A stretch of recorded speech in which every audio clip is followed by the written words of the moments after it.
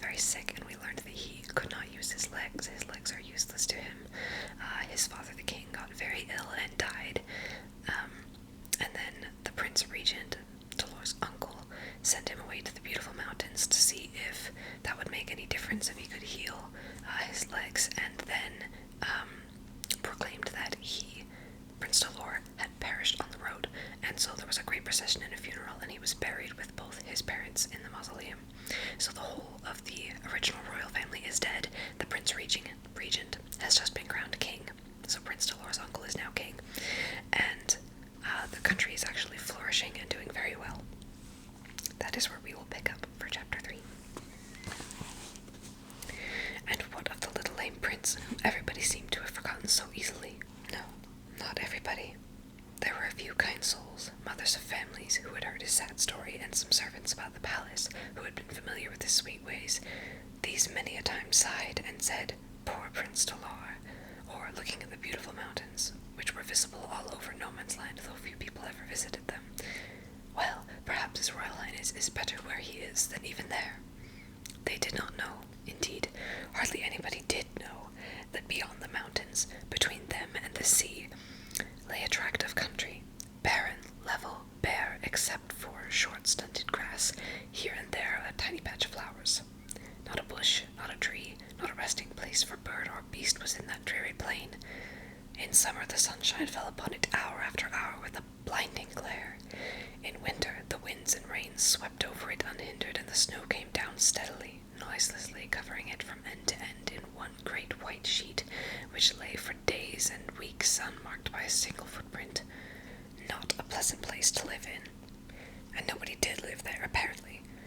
The only sign the human creatures had ever been near the spot was one large round tower which rose up in the center of the plain, and might be seen from every part of it, if there had been anybody to see, which there never was. Rose right up out of the ground, as if it had grown of itself, like a mushroom. But it was not at all mushroom-like. On the contrary, it was very solidly built. In form it resembled the Irish round towers, which have puzzled people for so long, nobody being able to find out when, or by whom, or for what purpose they were made, seemingly for no use at all, like this tower. It was circular, of very firm brickwork, with neither doors nor windows until near the top, when you could perceive some slits in the wall through which one might possibly creep in or look out. Its height was nearly 100 feet, and it had a battlemented parapet showing sharp against the sky. As the plain was quite desolate, almost like a desert, only without sand, and led to nowhere except the still more desolate sea-coast, nobody ever crossed it. Whatever mystery there was about the tower, it and the sky and the plain kept their secret to themselves. It was a very great secret indeed, a state secret, which none but so clever a man as the present king of No Man's Land would ever have thought of. How he carried it out undiscovered I cannot tell. People said long afterward that it was by means of a gang of condemned criminals who were set to work and executed immediately after they had finished, so that nobody knew anything, or in the least suspected the real fact. And what was the fact? Why, that this tower, which seemed a mere mass of masonry utterly forsaken and uninhabited, was not so at all. Within 20 feet of the top, some ingenious architect had planned a perfect little house, divided into 4 rooms, as by drawing a cross within a circle you will see might easily be done. By making skylights and a few slits in the walls for windows, and raising a peaked roof which was hidden by the parapet, here was a dwelling complete 80 feet from the ground, and as inaccessible as a rook's nest on the top of a tree. A charming place to live in, if you once got up there and never wanted to come down again. Inside, though nobody could have looked inside except a bird, and hardly even a bird flew past that lonely tower, inside it was furnished with all the comfort and elegance imaginable, with lots of books and toys, and everything that the heart of a child could desire. For its only inhabitant, except a nurse, of course, was a poor, solitary child. One winter's night, when all the plain was white with moonlight, there was seen crossing it a great tall black horse, ridden by a man also big and equally black, carrying before him on the saddle a woman and a child. The woman, she had a sad, fierce look, and no wonder, for she was a criminal under sentence of death, but her sentence had been changed to almost as severe a punishment. She was to inhabit the lonely tower with the child, and was allowed to live as long as the child lived. No no longer. This in order that she might take the utmost care of him, for those who put him there were equally afraid of his dying and of his living. Yet he was only a little gentle boy with a sweet, sleepy smile. He had been very tired from his long journey, and with clinging arms which held tight to the man's neck, for he was rather frightened, and the face, black as it was, looked kindly at him. And he was very helpless, with his poor, small, shriveled legs, which could neither stand nor run away, for the little forlorn boy was Prince Dolor. There's a picture of Prince Dolor and the man riding to the tower.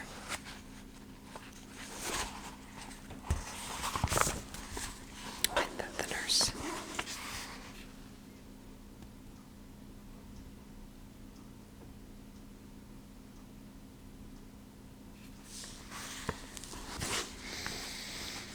He had not been dead at all, or buried either.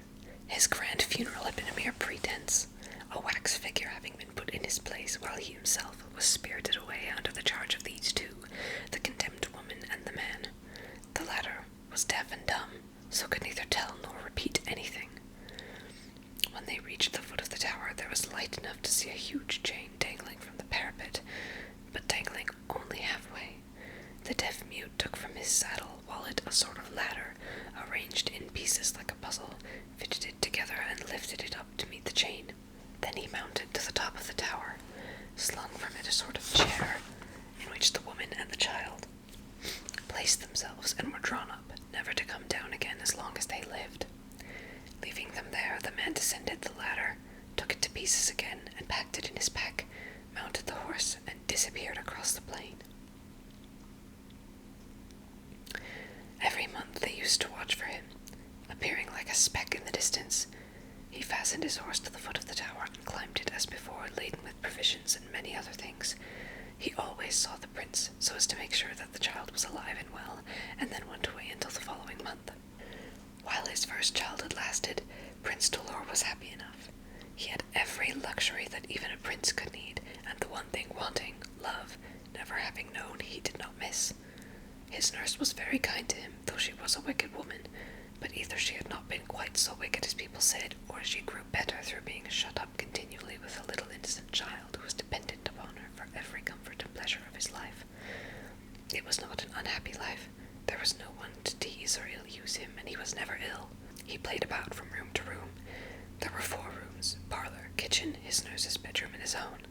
Learned to crawl like a fly, to jump like a frog, to crawl about on all 4s almost as fast as a puppy. In fact, he was very much like a puppy or a kitten, as thoughtless and as merry, scarcely ever cross, though sometimes a little weary. As he grew older, he occasionally liked to be quiet for a while, and then he would sit at the slits of the windows, which were, however, much bigger than they looked from the bottom of the tower, and watch the sky above and the ground below, with the storms sweeping over and the sunshine coming and going, and the shadows of the clouds running races across the blank plain. By and by he began to learn lessons. Not that his nurse had been ordered to teach him, but she did it partly to amuse herself. She was not a stupid woman, and Prince Dolor was by no means a stupid boy, so they got on very well, and his continual entreaty, "What can I do? What can you find me to do?" was stopped at least for an hour or 2 in the day. It was a dull life, but he had never known any other. Anyhow, he remembered no other, and he did not pity himself at all. Not for a long time, till he grew quite a big little boy and could read quite easily. Then he suddenly took to books, which the deaf-mute brought him from time to time. Books which, not being acquainted with the literature of No Man's Land, I cannot describe, but no doubt they were very interesting, and they informed him of everything in the outside world and filled him with an intense longing to see it. From this time a change came over the boy. He began to look sad and thin, and to shut himself up for hours without speaking, for his nurse hardly spoke, and whatever questions he asked beyond their ordinary daily life, she never answered.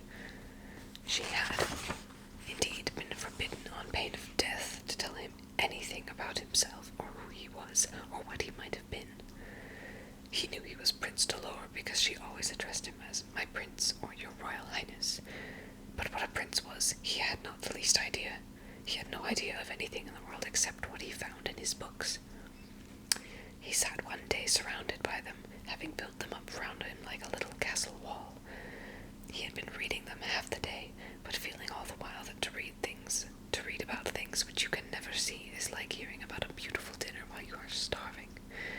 For almost the first time in his life he grew melancholy. His hands fell on his lap. He sat gazing out the window slit upon the view outside, the view he had looked at every day of his life, and might look at for endless days more. Not a very cheerful view, just the plain and the sky, but he liked it. He used to think if only he could fly out that window up to the sky or down to the plain, how nice it would be. Perhaps when he died, his nurse had told him once in anger that he would never leave the tower till he died. He might be able to do this. Not that he understood what dying meant, but it must be a change, and any change seemed to him a blessing. And just really briefly, here is a picture of the prince and his nurse in a lesson.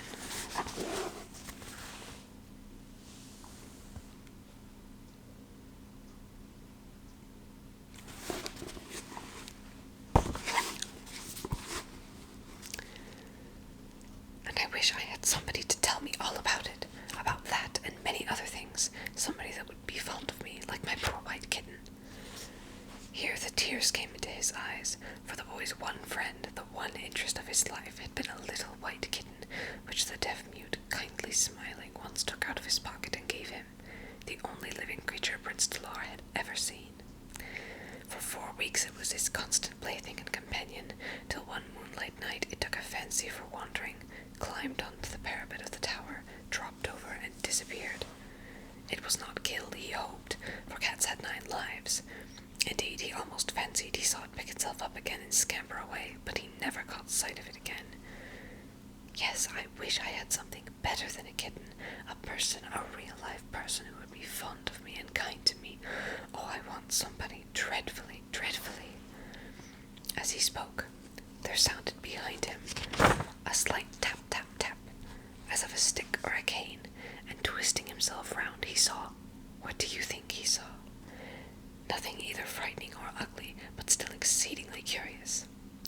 A little woman, no bigger than he might himself have been had his legs grown like those of other children, but she was not a child. She was an old woman. Her hair was grey, and her dress was grey, and there was a grey shadow over her whenever she moved. But she had the sweetest smile, the prettiest hands, and when she spoke it was in the softest voice imaginable. My dear little boy, and dropping her cane, the only bright and rich thing about her, she laid those 2 tiny hands on his shoulders. My own little boy, I could not come to you until you had said you wanted me, but now you do want me. Here I am. And you are very welcome, madam, replied the prince, trying to speak politely, as princes always did in books, and I am exceedingly obliged to you. May I ask who you are? Perhaps my mother? For he knew the little boys usually had a mother, and had occasionally wondered what had become of his own. No, said the visitor, with a tender, half-sad smile, putting back the hair from his forehead and looking right into his eyes. No, I am not your mother, though she was a dear friend of mine, and you are as like her as ever you can be. Will you tell her to come and see me, then? She cannot, but I dare say she knows all about you, and she loves you very much, and so do I, and I want to help you all I can, my poor little boy. Why do you call me poor? Asked Prince Dolor in surprise. The little old woman glanced down on his legs and feet, which he did not know were different from those of other children, and then at his sweet, bright face, which, though he knew not that either, was exceedingly different from many children's faces, which are often so fretful, cross, and sullen. Looking at him, instead of sighing, she smiled. I beg your pardon, my prince, said she. Yes, I am a prince, and my name is Dolor. Will you tell me yours, madam? The little old woman laughed like a chime of silver bells. I have not got a name, or rather I have so many names that I don't know which to choose. However, it was I who gave you yours, and you will belong to me all your days. I am your godmother. Hurrah! Cried the little prince. I am glad I belong to you, for I like you very much. Will you come and play with me? So they sat down together and played. By and by they began to talk. Are you very dull here? Asked the little old woman. Not particularly, thank you, godmother. I have plenty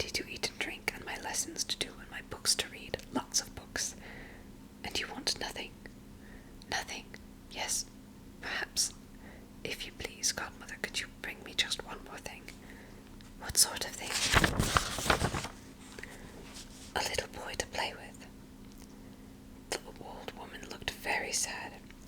Just the thing, alas, which I cannot give you. My child, I cannot alter your lot in any way, but I can help you to bear it. Thank you. But why do you talk of bearing it? I have nothing to bear. My poor little man, said the old woman in the very tenderest tone of her tender voice. Kiss me. What is kissing? asked the wondering child. His godmother took him in her arms and embraced him many times. By and by he kissed her back again, first awkwardly and shyly, then with all the strength of his warm little heart. You are better to cuddle than even my white kitten, I think. Promise me that you will never go away. I must, but I will leave a present behind me, something as good as myself to amuse you, something that will take you wherever you want to go and show you all that you wish to see. Here is a picture of the little prince kissing the old woman's cheek.